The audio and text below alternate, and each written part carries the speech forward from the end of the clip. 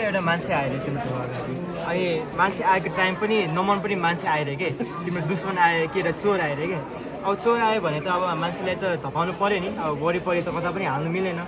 So त्यो धपाउनु कामको लागि चाहिँ नि हाम्रो प्रोजेक्ट चाहिँ नि त्यसको लागि युजफुल हुन्छ कि सो यसको मेन काम चाहिँ मान्छेको मुख देख्छ विथ द युज अफ हामीले सिसिटिभी हाल्छ ठ्याक्क ढोकाको अगाडि कि जता पनि डिफेन्ड गर्ने ठाउँमा ठ्याक्क एउटा सिसिटिभी हाल्छ यो केसमा चाहिँ नि हामीले एउटा वेब क्याम चलाइरहेछ अनि यो वेब क्यामले चाहिँ नि मान्छेको मुख चाहिँ नि ठ्याक्क फोटोहरू क्लिक गर्दै जान्छ अनि क्लिक गरेर चाहिँ it sends all the photos to the computer कि अनि त्यो कम्प्युटर देन ओन्ली त्यो कम्प्युटरले चाहिँ मान्छेको मुख छ कि छैन भनेर चेक गर्न थाल्छ कि अनि मान्छेको मुख थाहा पायो भने कि मान्छेको मुख त्यो फोटोमा छ त्यसपछि चाहिँ नि यो कम्प्युटर चाहिँ नि रोबोटलाई चाहिँ इन्फर्मेसन दिन्छ कोअर्डिनेट्सहरू दिन्छ मान्छेको मुख कता छ भनेर अनि मात्रै यो रोबोट मुभ गर्छ कि सो अहिले म स्टार्ट गर्छु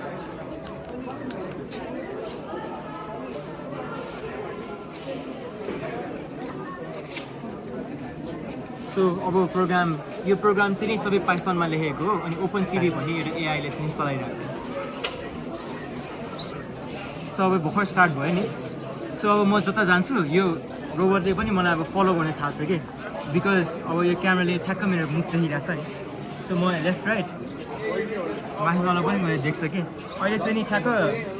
कम्प्युटर चाहिँ धेरै तातिरहेछ सो कम्प्युटरको पर्फर्मेन्सले पनि अफेक्ट गरेर चाहिँ मलाई अहिले ठ्याक्क धेरै तातो भइरहेछ पर फलो पनि गर्छ सो अनि रियल लाइफमा त चोरहरू त यसो मुख देखाएर त आउँदैन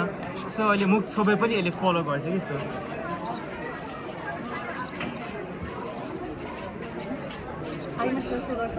सो मुखको स्ट्रक्चर हुनु पऱ्यो कि एज लङ एज मुखको स्ट्रक्चर छ यसले फलो गर्न थाल्छ सो अब मुखलाई मात्रै फलो गरेर मान्छे त भाग्ने त्यस्तो त हुँदैन नि सो त्यो भएर हामीले चाहिँ नि यो टोय गनको बुलेटहरू हुन्छ नि हामीले चाहिँ यो फायर गर्छ कि मान्छेले अनि मान्छेले हिर्काउँछ यसले अब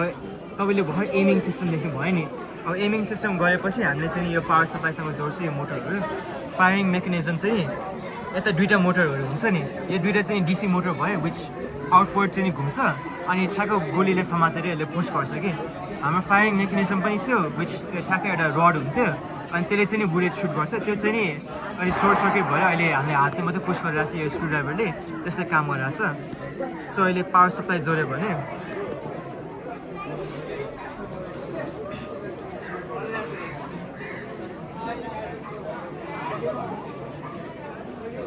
सो ठ्याक्क पावर सप्लाई जोड्यो भने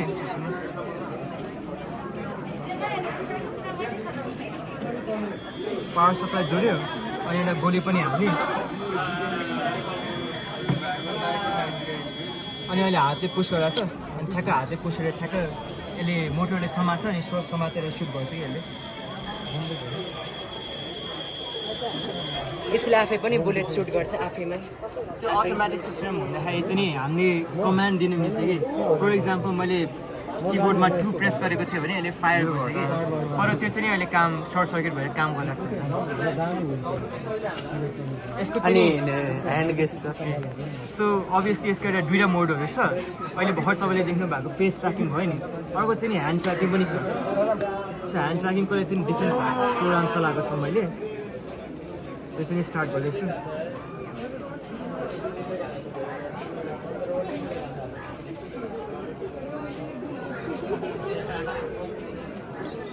सो अब ह्यान्ड मेरो हात जता गइरहेको छ यो पनि त्यता जान्छ कि so you can also control this with your hand अनि यसले सबै ह्यान्ड पनि ट्र्याक गर्दैन कि इट ओन्ली ट्र्याक्स तिम्रो पोइन्टर फिङ्गरको सबभन्दा माथि सो तिमीले यो पोइन्टर फिङ्गरले लेफ्ट राइट घुमायो भने अनि यो घुम्नु थाल्छ कि हाम्रो पनि गर्छ तपाईँ आए पनि म्याम यो गो यो चाहिँ अहिले ह्यान्ड ट्र्याकिङमा छ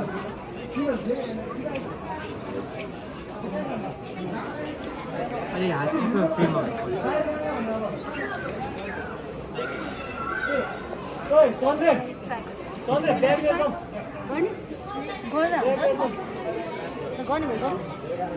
So this is my project, which is the home defense system. अनि कोडिङ चाहिँ सबै I had to do it myself with the help of some obviously YouTube मा त सबै हुन्छ त्यो सबै स्ट्रिङ गरेर I have coded this myself अनि this model, this is 3D printed from an online source which I had to make some modifications, so अलि suit गर्न मिल्यो। यो सबै मोडिफिकेसन गरेर मात्रै यो अलि सुट गर्न मिलिरहेछ। अनि यो तपाईँले बनाउँदाखेरि चाहिँ कति टाइम लाग्यो? बनाउँदाखेरि चाहिँ नि अलि टाइम भन्दा पनि 2-3 महिना लाग्यो। फर्स्टमा चाहिँ मैले एउटा प्रोटोटाइपबाट स्टार्ट गरेको थिएँ विच त्यो ह्यान्ड ट्र्याकिङहरू मात्रै थियो। अहिले अनि त्यसपछि मात्रै मैले यो स्टार्ट गरेको सबै सुट गर्ने भएर। Okay, thank you.